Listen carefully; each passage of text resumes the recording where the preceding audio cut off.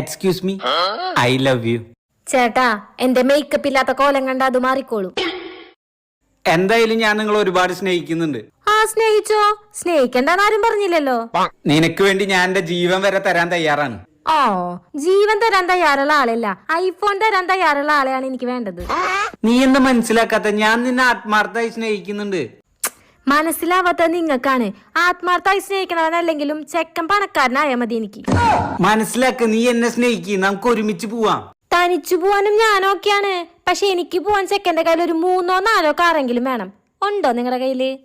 മോളെ, ആത്മാർത്ഥമായി സ്നേഹിക്കുന്ന ഒരു പാവപ്പെട്ടവനെ സ്നേഹിച്ചാൽ നിനക്ക് നല്ലത് വരും. അല്ലാതെ ഒരു പണക്കാരനെ സ്നേഹിച്ചോണ്ട് നിനക്ക് ഒരു ഉപകാരം ഉണ്ടാവില്ല.